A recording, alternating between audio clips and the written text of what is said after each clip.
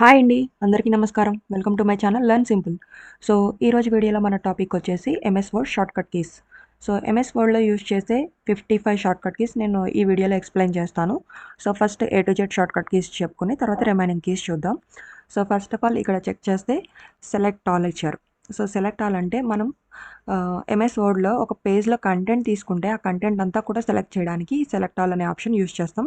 దీనికోసం మనం యూజ్ చేసే షార్ట్‌కట్ వచ్చేసి కంట్రోల్ ఏ అండి. నెక్స్ట్ బోల్డ్. మనం టెక్స్ట్‌ని బోల్డ్ చేయడానికి ఈ బోల్డ్ ఆప్షన్ యూజ్ చేస్తాం. బోల్డ్ అంటే ఏంటంటే టెక్స్ట్‌ని థిక్‌గా చేయడానికి, డార్క్‌గా చేయడానికి ఇది యూజ్ అవుతుంది. దీనికోసం మనం కంట్రోల్ బి యూజ్ చేస్తాం. Control B. Next copy. Copy అంటే టెక్స్ట్‌ని కాపీ చేయడం. సో, ఇది అందరికీ తెలుసు కదండీ! కాపీ చేయడానికి మనం కంట్రోల్ సి యూజ్ చేస్తాం. షార్ట్‌కట్‌కి control C. Next duplicate. So, మనం టెక్స్ట్‌ని డూప్లికేట్ చేయడానికి లేదా మనం ఏదైనా ఒక కంటెంట్‌ని క్రియేట్ చేసుకున్నాం. దాన్ని మళ్ళీ ఇంకొక పేజ్‌లోకి సేమ్ తీసుకోవాలి అనుకున్నప్పుడు దాన్ని మనం ఏం చేయాలి, మళ్ళీ మొత్తం టైప్ చేయకుండా అదే పేజ్‌ని మనం డూప్లికేట్ చేసుకోవడానికి అంటే సెకండ్ పేజ్ కింద క్రియేట్ చేసుకోవడానికి మనం ఈ కంట్రోల్ డి అనేది యూజ్ చేస్తాం. జస్ట్ కంట్రోల్ డి క్లిక్ చేయగానే మళ్ళీ ఆ పేజ్ మనకి డూప్లికేట్ అవుతుంది. Next align the centre. ఒక పేజ్‌లో ఉన్న కంటెంట్ అంతా కూడా సెంటర్‌లోకి అలైన్ చేయడానికి ఈ అలైన్ ద సెంటర్ అనేది యూజ్ అవుతుంది. దీనికోసం మనం యూజ్ చేసే ఆప్షన్ కంట్రోల్ ఈ. Next find the text. So, ఒక పేజ్‌లో మనం ఏదైనా టెక్స్ట్‌ని ఫైండ్ చేయాలి అనుకున్నప్పుడు ఈ ఆప్షన్ యూజ్ చేస్తామండి. Find the text. దానికోసం యూజ్ చేసేది control F. Next go to bar. So, go to కావాలి, దాంట్లో మనం ఏదైనా ఫైండ్ చేసి రీప్లేస్ చేసుకోవాలి అన్నప్పుడు ఫస్ట్ ఆఫ్ ఆల్ మనం గో టుకి వెళ్తాం. ఈ గో టు ఆప్షన్ రావాలి అంటే మనం యూజ్ చేసేది కంట్రోల్ జీ. నెక్స్ట్ డైరెక్ట్‌గా ఫైండ్ అండ్ రీప్లేస్ చేసుకోవాలి అంటే మనం ఏదైనా ఒక వర్డ్ మనకి కరెక్ట్ చేసుకోవాలి లేదా దాన్ని రీప్లేస్ చేసుకోవాలి అనుకుంటాం. సో, దాన్ని ఫైండ్ చేసుకొని దాన్ని ఏ వర్డ్‌తో రీప్లేస్ చేయాలనుకుంటున్నామో అది చెక్ చేసుకోవడానికి ఈ find and replace option use చేస్తాం. దీనికోసం కంట్రోల్ హెచ్ యూజ్ చేస్తాం. Next italic. ఇటాలిక్ అంటే ఇది ఒక ఫాంట్ స్టైల్ అండి. ఫాంట్‌ని స్లాంట్‌గా కన్వర్ట్ చేయడానికి ఇది యూజ్ అవుతుంది. సో, స్లాంట్ మోడల్‌లో కావాలి అనుకుంటే మన ఫాంట్ వచ్చేసి ఈ ఇటాలిక్ ఆప్షన్ యూజ్ చేస్తాం. దీనికి వచ్చిన shortcut control I. Next justify.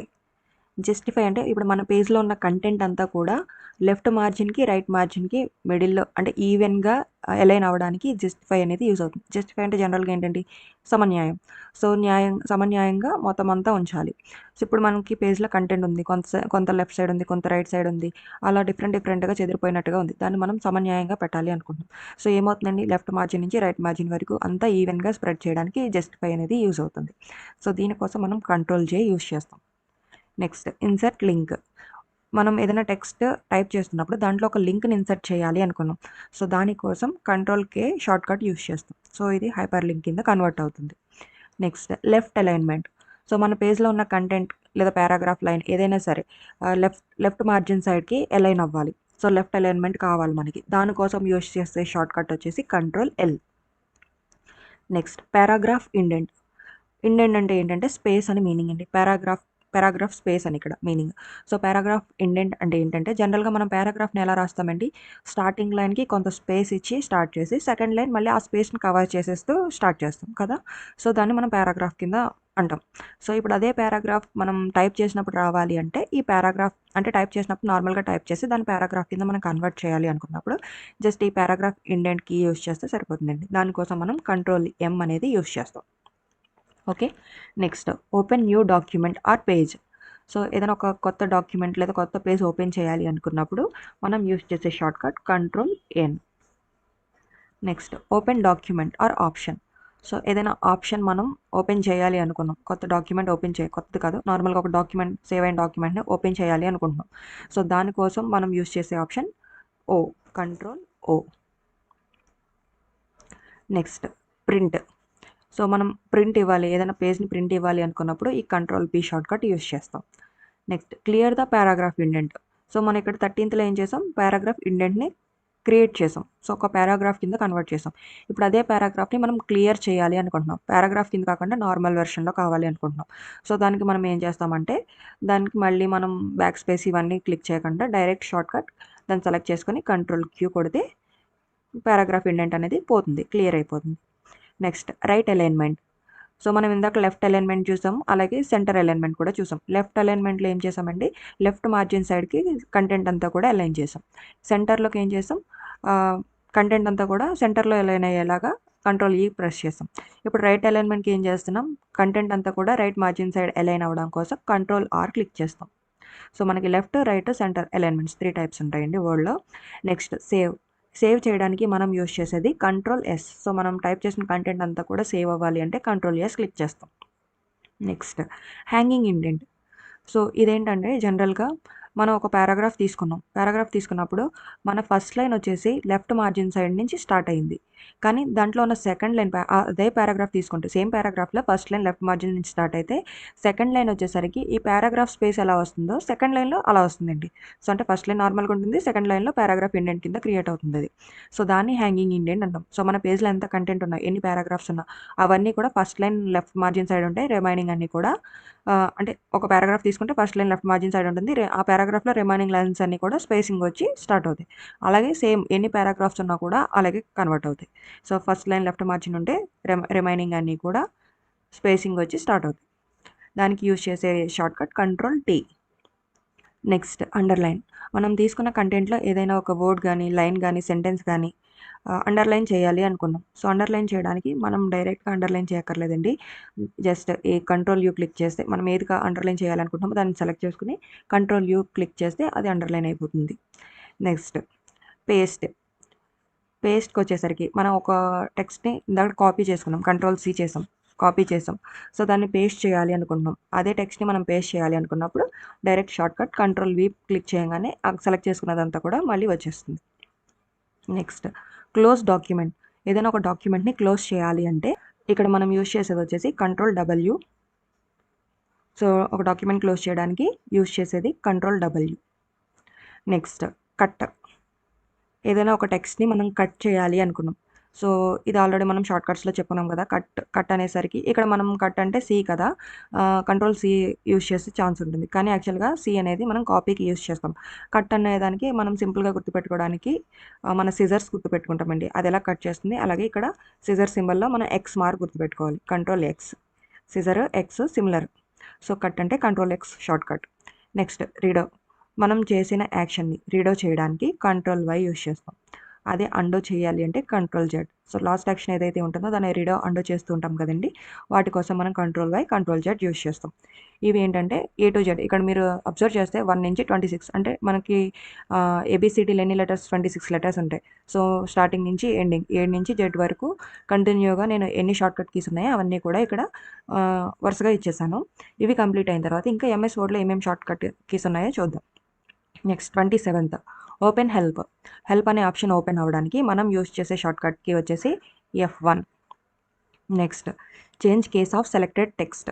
So ఒక టెక్స్ట్ని మనం సెలెక్ట్ చేసుకుంటాం కదండి, ఆ సెలెక్టెడ్ టెక్స్ట్ని అందులో కేస్ని చేంజ్ చేయడానికి, సో సెలెక్టెడ్ టెక్స్ట్లో కేస్ని చేంజ్ చేయడానికి యూజ్ చేసేది shift F3. Okay. Next repeat last action performed. So మనం లాస్ట్ యాక్షన్ ఏదైతే పెర్ఫామ్ చేస్తామో దాన్ని మళ్ళీ రిపీట్ చేయడానికి మన F4 యూజ్ చేస్తాం. Next spell check selected text. So select చేసుకున్న టెక్స్ట్లో స్పెల్లింగ్ మిస్టేక్స్ ఏమైనా ఉన్నాయో అనేది చెక్ చేయడానికి F7 అనేది యూజ్ చేస్తాం. నెక్స్ట్ సేవ్ యాజ్ కోసం F12 యూజ్ చేస్తాం సేవ్ చేయడానికి. నెక్స్ట్ ఇక్కడ చూడండి 31, 32, 33. 31 వచ్చేసి సేవ్ యాజ్, 32, 33 వచ్చేసరికి సేవ్. 3 ఆప్షన్స్ ఇచ్చాను. 3 సేవే కదా. ఏంటి అంటే సేవ్ యాజ్కి సేవ్కి డిఫరెన్స్ ఉందండి. సేవ్ అంటే మనం ఏదైనా ఒకటి ప్రీవియస్గా ఆల్రెడీ ప్రిపేర్ చేసేసుకున్నాం, ప్రీవియస్గా టైప్ చేసుకోవడం లేదా ఏదో ఆల్రెడీ సేవ్ చేసుకుని ఉంచుకున్నాం, దాన్ని మళ్ళీ ఏమన్నా మిస్టేక్స్ ఉన్నా ఎడిట్ చేసుకున్నా దాన్ని సేవ్ చేసుకోవడానికి, ఆ మిస్టేక్స్ అన్ని సరి చేసుకున్నాక సేవ్ చేసుకోవడానికి ఈ సేవ్ అనే ఆప్షన్ యూజ్ అవుతుంది. సేవ్ యాజ్ అంటే ఏంటంటే న్యూ ఫైల్ అండి. న్యూగా మనం ఏదైనా క్రియేట్ చేసుకున్నప్పుడు దాన్ని అలాగే ఎలాంటి చేంజెస్ లేకుండా అలాగే సేవ్ చేసుకోవడానికి సేవ్ యాజ్ యూజ్ చేస్తాం. సో సేవ్ యాజ్కి వచ్చేసి F12 యూజ్ చేస్తాం. సేవ్కి వచ్చేసి ఇక్కడ 2 ఆప్షన్స్ ఉన్నాయి. కంట్రోల్ ఎస్ యూజ్ చేయొచ్చు, షిఫ్ట్ F12 కూడా యూజ్ చేయొచ్చు. ఈ రెండిట్లో ఏదైనా యూజ్ చేయొచ్చు. నెక్స్ట్ ఇన్సర్ట్ ద కరెంట్ డేట్ని ఇన్సర్ట్ చేయడానికి ఆల్ట్ షిఫ్ట్ డి యూజ్ చేస్తాం. Alt plus shift plus D. అదే కరెంట్ టైంని ఇన్సర్ట్ చేయాలి అంటే సేమ్ యూజ్ చేస్తాం, అక్కడ టైంకి టీ యూజ్ చేస్తాం షార్ట్కట్. సో మనకి మ్యాక్సిమం షార్ట్కట్ కీస్ అంటే మనం యూజ్ చేసే వాటిలోనే ఉంటుంది. ఇక్కడ డేట్ అంటే డి యూజ్ చేస్తాం, టైం అంటే టీ యూజ్ చేస్తాం, రిమైనింగ్ అంతా as it is. So insert current డేట్కి alt shift D, insert current టైంకి alt shift T. Close document. ఏదైనా ఒక డాక్యుమెంట్ని క్లోజ్ చేయాలంటే కంట్రోల్ డబ్ల్యూ. సో ఇది ఆల్రెడీ షార్ట్కట్ కీస్లో వచ్చింది మనకి. Next paste. ఏదైనా ఒక టెక్స్ట్ని పేస్ట్ చేయాలంటే మనం కంట్రోల్ వి చెప్పుకున్నాం. దాంతోపాటుగా ఇది షిఫ్ట్ ఇన్సర్ట్ కూడా యూస్ చేయొచ్చు. నెక్స్ట్ ఫాంట్ని చేంజ్ చేయాలంటే చేంజ్ ద ఫాంట్ ఏం చేస్తాం, కంట్రోల్ షిఫ్ట్ ఎఫ్ యూస్ చేస్తాం. ఒక ఫాంట్ని మనం చేంజ్ చేయాలంటే కంట్రోల్ ప్లస్ షిఫ్ట్ ప్లస్ ఎఫ్కి యూస్ చేస్తాం. Next increase the selected font size.